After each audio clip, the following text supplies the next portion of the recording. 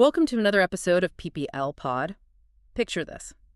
It is 2008. You are looking at a stage, and there is this 15-year-old girl standing in the spotlight. Right, just a teenager. Exactly. She is making her professional singing debut. She's, pouring her heart into this dark, heavy ballad called Lost Child. But instead of applause, instead of the cheers you'd expect, the crowd is actively hostile. Wait, they are literally yelling at her, right? Yeah, they are hurling brutal insults. Like, they are actually yelling things like, "You pig," right at the stage while she sings. Oh, man. It is an incredibly jarring scene to even visualize. I mean, you have this teenager completely vulnerable up there, and the environment is just venomous. It's awful. For most people, that kind of public humiliation would be a permanent trauma. It would break almost anyone and send them running away from the entertainment industry forever. Absolutely. They'd never look back. But let's fast forward to 2025. That exact same girl has been named the 135th greatest singer of all time by Rolling Stone magazine. Which is just wild to think about. Right. And she is the wealthiest female idol in South Korea. She is officially dubbed by international media outlets as the queen of K-pop and K-drama. We are talking about Lee Ji-eun, who millions of fans know as IU. And IU is this beautiful moniker actually conceived by her first label. It basically means I and you become one through music. I love that. Me too. And what's fascinating to me is how this deep dive is not just a standard celebrity biography where we list off hits. No, not at all. It is really a study of how a young girl survived crushing poverty, navigated a highly manufactured K-pop machine, and somehow emerged as a completely autonomous singer-songwriter and a critically acclaimed actress. The stakes here go so far beyond chart positions or album sales. This story is, it's a masterclass in resilience. It's about the hitting dangers of early success and the immense courage it takes to outgrow your own carefully crafted public image. Especially when that image is printing money. Yeah, exactly. To really grasp what IU pulled off, we have to understand the specific ecosystem she was trying to break into back in the late 2000s. The K-pop industry is not like the Western music industry. Not at all. If we look at the mechanics of the K-pop landscape, it has historically been dominated by highly produced, meticulously curated idol groups. Right. The system is designed to mitigate risk by creating interchangeable parts. You have a dozen members, designated roles like lead dancer or visual, and heavily synchronized choreography. So breaking through that wall as a solo female artist is statistically improbable. Exactly. The system simply isn't designed to spotlight the individual. It wants the collective, because the collective is, well, it's easier to control and market. And her starting point wasn't exactly a position of privilege, even though there is this bizarre historical irony because she was actually born into the Jeonju Yi clan. Which is the exact same clan as the former Korean monarchy, right? Yes, but her reality was the furthest thing from royalty. Her family fell into severe debt. She and her younger brother had to be separated from their parents. They moved in with their grandmother, didn't they? Yeah, and a cousin, into a tiny single studio room. And this room was literally infested with cockroaches. Wow. It was just a state of sheer daily survival. She had very little contact with her parents during this time. She relied entirely on her grandmother. Right, for emotional reassurance in this deeply unstable environment. Yet, she harbored this intense drive to make it in the entertainment industry. She went out and failed 20 separate auditions. Wait, 20? That is rough. And she was even scammed by fake entertainment companies who took what little money she had. But she finally managed to sign with Low-End Entertainment as a trainee in 2007. I want to pause on that because I think a lot of people hear trainee and picture like a fun performing arts school. Like a summer camp. Yeah, but think of the K-pop trainee system less like an art school and more like a relentless high-stakes Silicon Valley startup incubator. Except you are the product.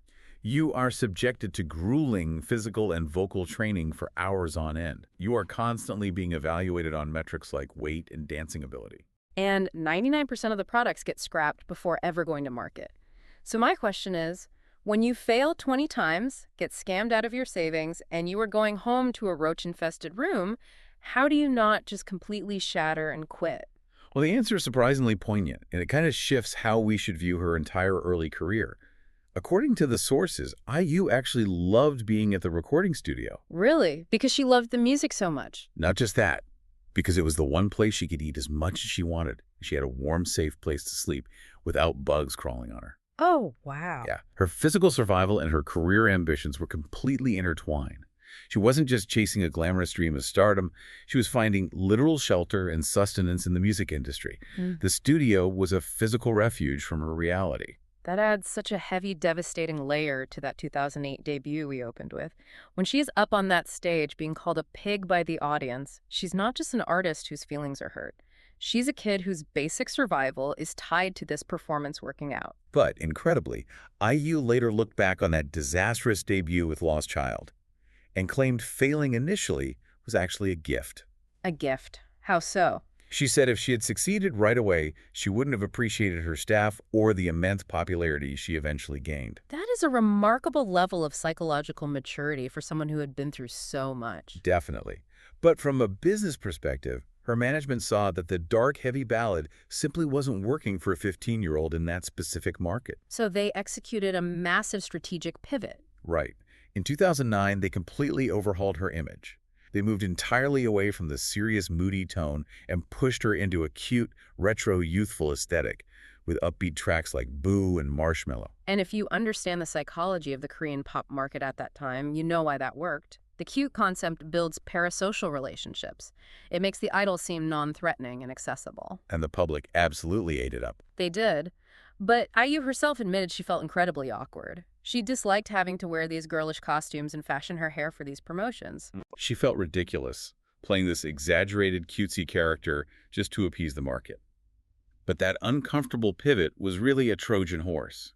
It laid the groundwork for what happened in 2010. Which was the turning point of absolute superstardom. This was driven by the release of her EP Reel and the lead single Good Day. That song changed the trajectory of Korean pop music. It wasn't just a hit, it was a cultural phenomenon. It spent 5 consecutive weeks at #1, and Billboard later named it the greatest K-pop song of the entire 2010s decade. It was like catching lightning in a bottle. Exactly, and I want to unpack why. First, the lyrics weaponize that cute strategy perfectly by centering around the word oppa, which is an affectionate term a younger woman uses for an older brother or older male friend. It perfectly captured this innocent girl-next-door vibe that the audience craved. But the second reason has nothing to do with being cute and everything to do with raw athletic talent. The climax of Good Day is a technical marvel. IU hits 3 high-pitched notes in semitone increments. Which is insane. It really is. For those listening who might not be vocal coaches, moving up in semitone increments, meaning half steps, at the very top of a soprano register, without taking a breath, requires immense lung capacity. It pushes the vocal cords to a place that is incredibly difficult to sustain stably. It is physically exhausting. Yeah. Doing this live on stage proves she wasn't just a manufactured doll in a cute outfit. She possessed terrifyingly good vocal mechanics. And that specific song cemented her title as Korea's little sister. And let's be clear, being the nation's little sister is an incredibly lucrative position to hold. Endless brand endorsements, variety show appearances, and this unmatched protective public goodwill. But it is also a cage, a very rigid, specific cage. So I am trying to wrap my head around this. If I'm her label and we are making tens of millions of dollars off the little sister image, I am legally and financially fighting her tooth and nail to stop her from changing that formula. Oh, absolutely. How did she actually wrestle creative control away from a corporate machine? It requires a highly calculated, stubborn shift. And she was smart enough not to do it overnight. She started by proving her competence incrementally. Oh, I see. She contributed a self-composed track here and there, like Hold My Hand in 2011. She proved she could write hits. But the major tectonic shift, the real rebellion, happened in 2013 with her 3rd studio album, Modern Times. She completely shocked audiences by abandoning bubblegum pop and pivoting into swing, jazz, bossa nova, and Latin pop. Bossa nova. Think about how wild that is for K-pop. Bossa nova is essentially the anti-K-pop. It relies on acoustic instruments, complex syncopated rhythms, and a relaxed vocal delivery. Which is the exact opposite of the highly synthesized, high BPM, perfectly quantized electronic music that dominated the charts. It was a massive departure. But it worked because the quality of the music was undeniable. Yes. She composed and wrote several tracks on that album, proving to her label that her instincts were profitable. But she took the ultimate leap in 2015 with her EP, Chat-Shire. This is a critical milestone. Why is that? This was the first time IU acted as the sole executive producer, and she wrote the lyrics for all 7 tracks. I want to make sure we understand the weight of that title. Being an executive producer in the K-pop industry isn't just a vanity credit they throw on the liner notes to make an artist feel good. No, it means you are controlling the actual budget. You are deciding the track list, the visual concept, the personnel, the marketing angle. For a young female idol to seize that level of administrative and creative control from a corporate label was virtually unheard of. But I have to play devil's advocate here for a second. Sure. Isn't it incredibly dangerous to abandon the formula that made you a national treasure? Like, why risk alienating a massive, dedicated fan base just to prove you can write your own songs? Well, it is an enormous risk. Historically, we've seen similar pivots ruin careers because the audience rejects the new, mature version of their favorite teen star. Right. But this specific risk is exactly what separated IU from being a fleeting trend. If she had stayed the little sister, she inevitably would have aged out of the role. The public would have eventually discarded her for a younger version. That makes total sense. By seizing the reins, she evolved into an authentic artist. Albums like Ballad in 2017 and Lilac in 2021 functioned as her coming-of-age diaries. She injected her actual personal experiences, her anxieties about aging, her emotional growth directly into her music. And the data shows that her audience didn't just accept it. They rewarded that authenticity on a historic scale. She became the all-time chart leader on Billboard's K-pop Hot 100 with the most #1 songs. She holds the record for the most #1 singles in South Korea. But what blows my mind is that you assume someone executing this flawless, obsessive takeover of the music industry is spending every waking second in the recording studio, yet she is simultaneously conquering the screen with that exact same level of grueling dedication. She applied her perfectionism directly to acting, and again, she was strategic. She didn't just demand lead roles in prestige films immediately. She started relatively small in 2011 with a teen drama called Dream High. Oh, I remember that. Yeah, she played a shy, overweight schoolgirl named Kim Pil-suk. She was initially very hesitant to take the role, but because the character required singing, it provided a bridge for her to build confidence in front of the camera as an actor rather than a performer. But then you track her progression, and we arrive at 2018. She takes the lead role in the television series My Mister. She plays Lee Ji-eun, a woman crushed by insurmountable debt, caring for her deaf, disabled grandmother, living in total emotional and literal darkness. The contrast between her bright pop star persona and this gritty, heavy performance was staggering. She received massive critical acclaim because it showed a profound emotional depth that nobody expected. And that specific performance in My Mister had massive ripple effects. It caught the eye of the legendary Japanese director Hirokazu Kore-eda. For context, Kore-eda is an auteur who has won the Palme d'Or at the Cannes Film Festival. He is one of world cinema's most respected voices. When he was casting his 2022 film Broker, he specifically sought out IU. To play so young, right? A deeply complex, desperate single mother who leaves her child at a baby box. Exactly. Kore-eda stated publicly that after watching her in My Mister, he believes she was the absolute only actress capable of embodying that role's nuance. That is immense validation. It elevates her from an idol who acts to a muse for a master filmmaker, which culminated in 2025. She starred in When Life Gives You Tangerines, which brought her overwhelming domestic and international acclaim. She won Best Actress at the Blue Dragon Series Awards, and she took home the Daesang at the Apan Star Awards. For our listeners who might not know, the Daesang is the grand prize. It is the absolute pinnacle of Korean entertainment awards, and it is rarely handed to idol actors. It firmly proved her unmatched dual-threat status. But we have to look at the other side of this coin. Stepping into that kind of sovereign power, seizing the executive producer role and writing your own scripts, it comes with intense growing pains. Because when you are a manufactured idol, the label takes the blame when a concept fails. Right. But when you're the executive producer, you own the backlash. And 2015's Chat-Shire, that very album where she took full executive control, was a severe crucible for her.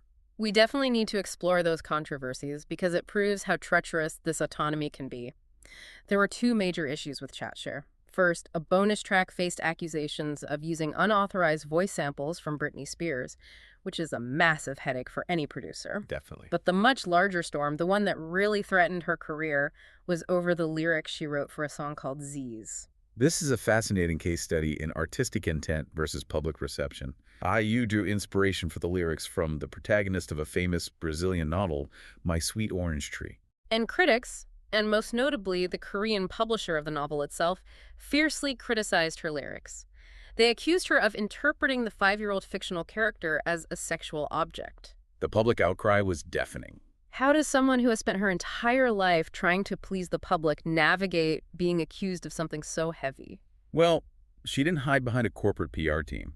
IU issued a public statement directly apologizing for the offense. She clarified her artistic intent, stating she absolutely did not mean to sexualize the character, but she took full ownership that her lyrics had hurt and offended people. But the way she handled it, standing by her right to interpret art while apologizing for the unintended pain, sparked a massive nationwide debate in South Korea. Right, the conversation shifted from attacking IU to a broader discussion about the freedom of artistic interpretation. Does a creator have the right to reinterpret a classic work differently than the original author intended? And the debate got so intense that the actual publisher of the novel ended up issuing their own apology a few days later.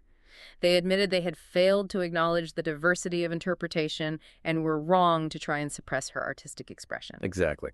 We aren't here to litigate who was definitively right or wrong, but look at the mechanics of what happened.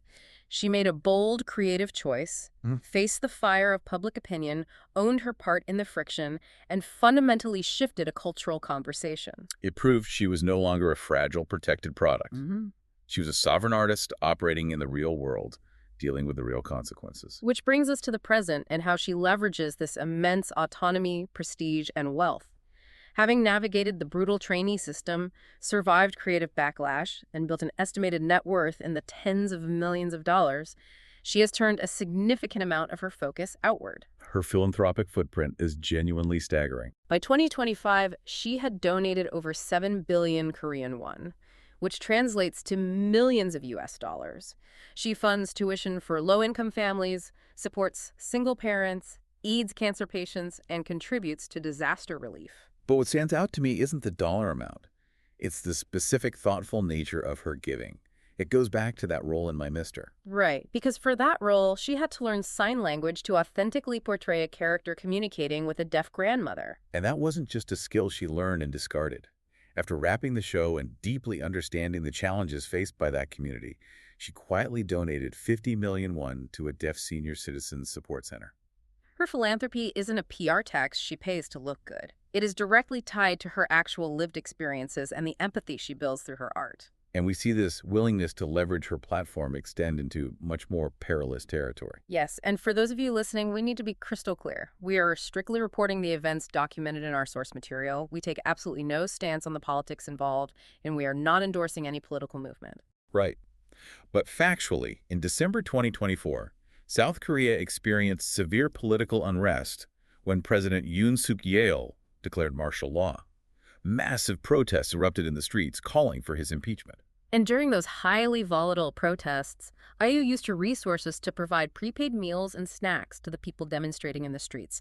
She didn't just post a vague message of support online.